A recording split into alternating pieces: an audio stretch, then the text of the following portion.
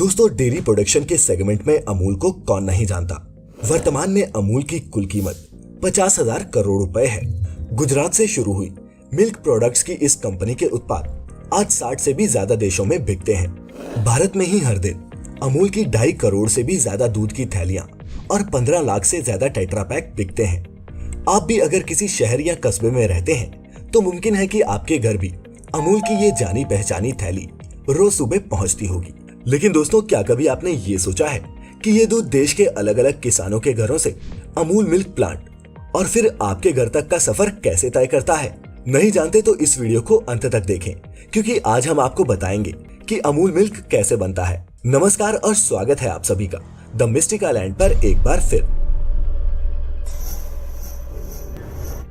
दोस्तों, कुछ बरसों पहले तक बनासकांठा गुजरात का सबसे पिछड़ा जिला था।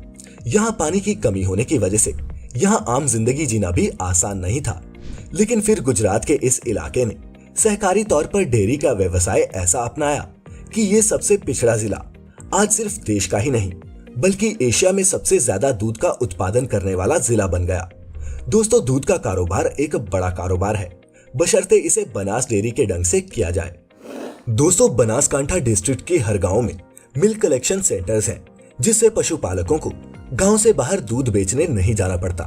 लोग सुबह सुबह अपनी गाय और भैंसों से दूध निकालते हैं और पास ही मौजूदा मिल्क सेंटर में जाके दूध डिलीवर कर देते हैं। यहाँ अत्याधुनिक तरीके से दूध संभाल कर रखा जाता है और सभी जगह से दूध का कलेक्शन हो जाने के बाद दूध को एक ट्रक में भरकर बनास डेयरी कोऑपरेटिव हेडक्वार्टर्स भेज दिया जाता है।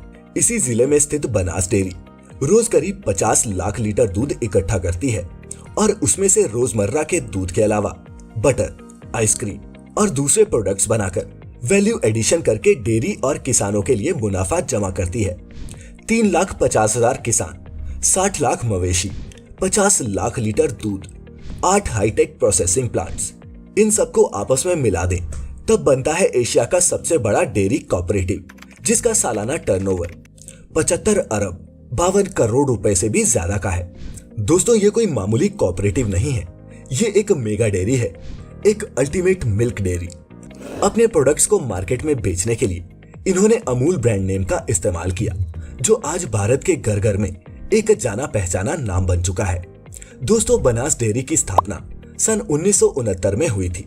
गुजरात में कोऑपरेटिव मूवमेंट के कुछ ही समय बाद इसके फाउंडर गलबाबाई नानजीभाई पटेल ने इस कोऑपरेटिव की शुरुआत सिर्फ कुछ 100 किसानों के साथ की थी और शुरुआत में उनसे रोजाना करीब 800 लीटर दूध इकट्ठा किया जाता था।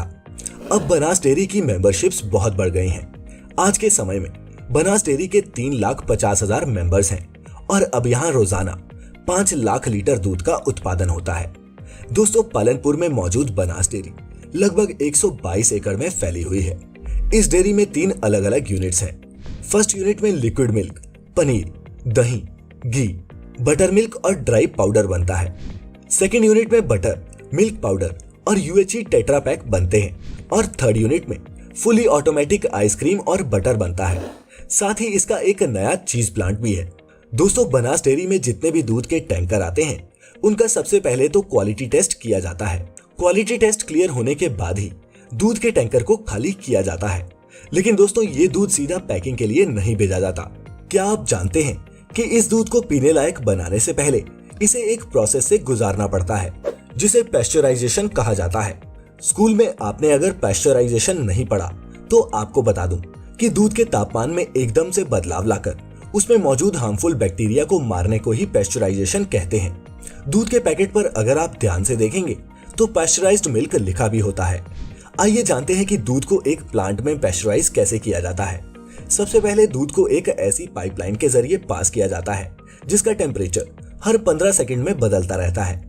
मतलब पहले 15 सेकंड तक पाइप का टेम्परेचर 76 डिग्री सेल्सियस तक हो सकता है और फिर इस टेम्परेचर को घटाकर 4 डिग्री सेल्सियस कर दिया जाता है।